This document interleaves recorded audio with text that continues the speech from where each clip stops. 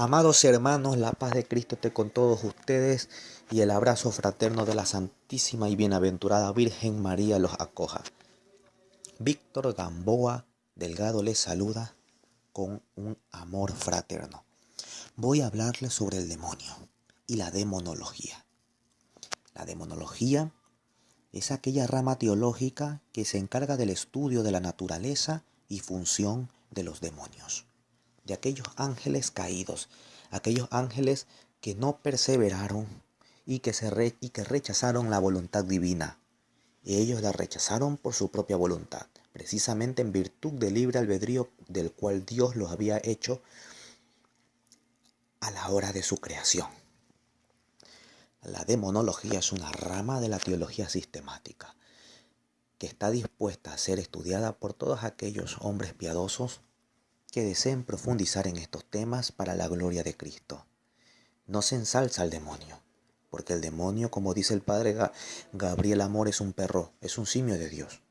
Exaltamos a Cristo Jesús en su victoria contra el poder de las tinieblas. Conociendo al demonio podremos conocer sus estrategias y de esta manera vencerle más fácilmente a sus principales ataques, que son las tentaciones. Pues bien, ¿qué es un demonio?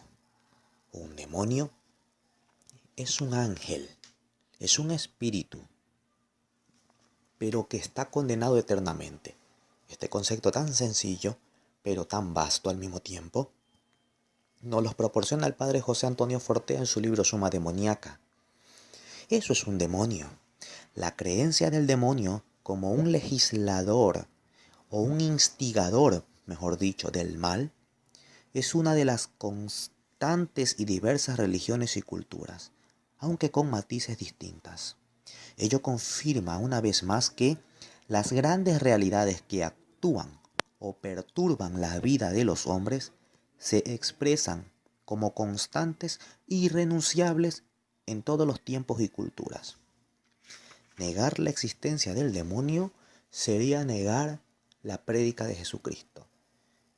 Jesús vino a hablarnos sobre cómo vencer al demonio.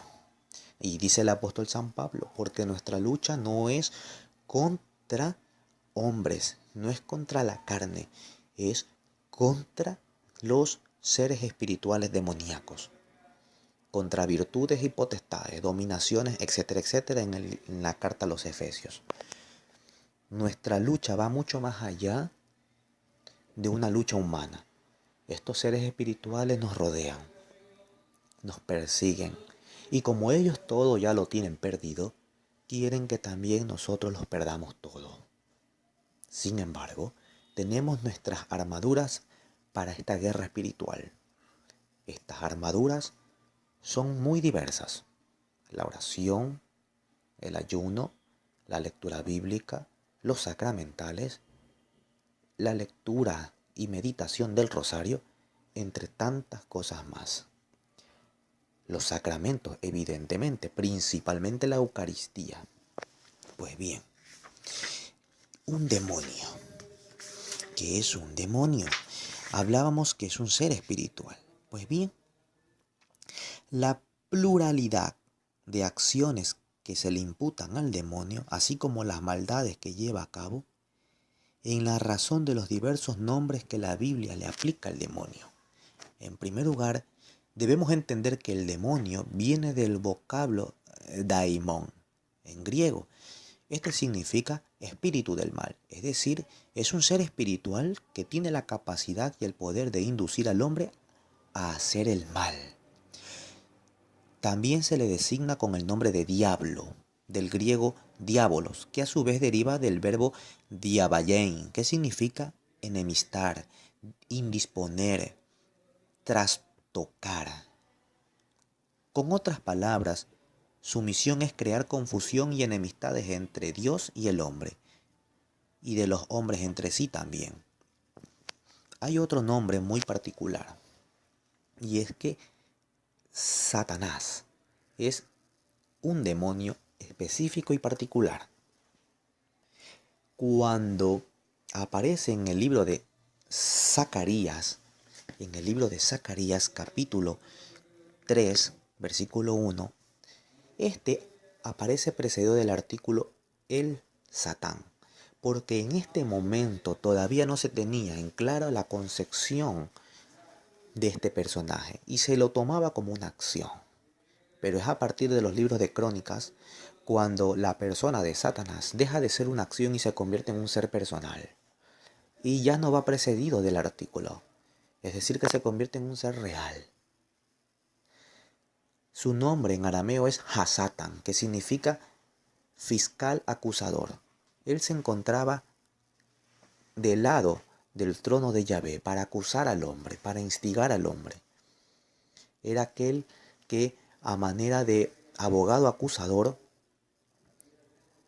instiga, trata de persuadir a Dios para que nosotros o para que se revele entre nosotros o de nosotros nuestras malicias y nuestros pecados, a fin de que Dios nos condene. Esa es su misión y seguirá siendo esa su misión. Satanás deriva del verbo sin, que significa hostigar, oponerse. Es a modo de un enemigo que propone al hombre que se oponga a los designios de Dios. Además de estos tres nombres propios que ya habíamos mencionado, en el Nuevo Testamento y en labios de Jesús se le designa con distintos apelativos. Por ejemplo, con el nombre de Beelzebub en el Mateo capítulo 10, versículo 21, como el príncipe de este mundo en Juan capítulo 12, versículo 31. También se lo conoce como el homicida en Juan capítulo 8, versículo 44. O simplemente como el enemigo, como lo dice Mateo capítulo 13, versículo 25. Esa es la importancia porque cuando Jesús nos enseñó la oración del Padre Nuestro, nos enseñó algo tan importante que lo rezamos mal. Al final decimos, y líbranos del mal. Pero el arameo dice así, apotupunerú, líbranos del maligno. Porque el mal es una consecuencia de quien lo produce. Es como que si yo vaya a un hospital porque estoy enfermo y me duele la cabeza y le digo al doctor que me cure el dolor de cabeza. Y viene el doctor y me da un medicamento que me alivia el dolor de cabeza. Es verdad, me alivia el dolor de cabeza, pero no me ha quitado el problema. Después de que pase el efecto de ese fármaco, ya sea 8 horas, 12 horas, volveré a tener dolor de cabeza, porque no se ha erradicado lo que produce el dolor de cabeza. Por eso Jesús dijo, líbranos del maligno, porque una vez que nosotros estemos libres de Satanás y de sus demonios, el mal no existirá, porque el mal es una consecuencia de quien lo produce y quien lo produce es el maligno. Así, hermanos, los demonios tratarán de instigarte, tratarán de hacerte perder, de perder tu alma. Pero tranquilo, dice el Señor, yo he vencido al mundo. Cristo Jesús lo derrotó en la cruz. Y su pálida vergüenza quedó desenmascarada a todos los hombres. Él es el mentiroso.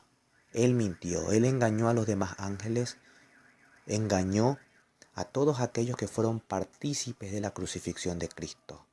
Pero a nosotros no nos puede engañar, porque en virtud del bautismo somos hijos de Dios, nacidos del agua y del Espíritu.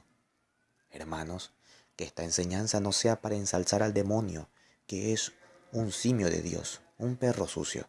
No, que esta enseñanza sea para dignificarnos más como hijos de Dios y saber que no estamos solos en este mundo.